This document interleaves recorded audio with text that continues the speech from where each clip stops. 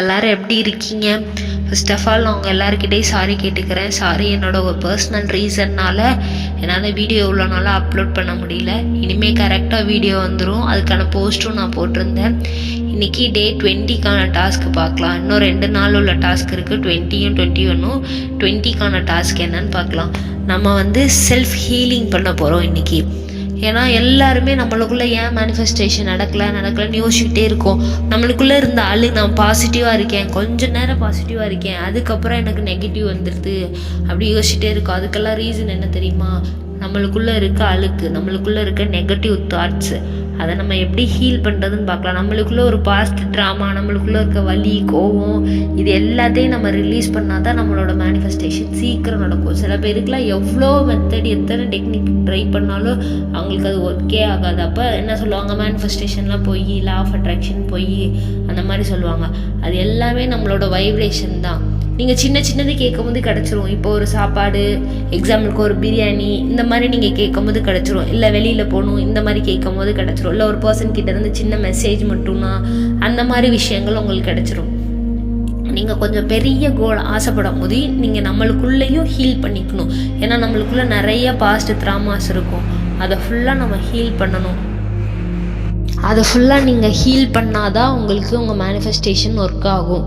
நீங்களே யோசிச்சு பாருங்களேன், ஒரு வலியோடையும் கோவத்தோடையும் ஒரு இதோடையும் நீங்கள் பண்ணிகிட்டே இருந்தீங்கன்னா அது எப்படி நடக்கும்? அப்போ அந்த ப்ராசஸில் உங்களுக்கு கோவமும் வலியும் தான் அதிகரிக்கும். இப்போ நிறைய பேர் ஜாப்காண்டி பண்ணுறீங்க, மணிக்காண்டி பண்ணுறீங்க. இப்போ மணி மேலே உங்களுக்கு ஒரு பயம் இருக்கும். காசா, அது நம்மளுக்கு கிடைக்காது, இந்த காசுனால தான் இவ்வளோ பிரச்சனை அப்படின்னு ஒரு தாட் இருக்கும். அப்போ அந்த தாட்டை நீங்கள் ரிலீஸ் பண்ணிவிட்டு நீங்கள் மேனிஃபெஸ்ட் பண்ணிங்கன்னா உங்களுக்கு சீக்கிரம் வரும். இந்த தாட்டோட பண்ணிங்கன்னா உங்கள் மேனிஃபெஸ்டேஷன் ரொம்ப டிலே ஆகும். இப்போ ஜாப்க்குன்னா நான் இவ்வளோ இன்டர்வியூ அட்டன் பண்ணிட்டேன், ஆனாலும் எனக்கு ஒன்றுமே நடக்க மாட்டேங்குது, இதுக்கு மேலே இந்த இன்டர்வியூக்கு மட்டும் கிடைக்கவா போகுது, அந்த மாதிரி நம்மளுக்குள்ளே ஒரு ஸ்ட்ராங்காக தாட் வந்துடும். அதை எப்படி நம்ம ரிலீஸ் பண்ணுறதுன்னு பார்ப்போம். நம்மளுக்குள்ளே இருக்க தாட்ஸை எப்படி ரிலீஸ் பண்ணுறதுன்னு பார்ப்போம்.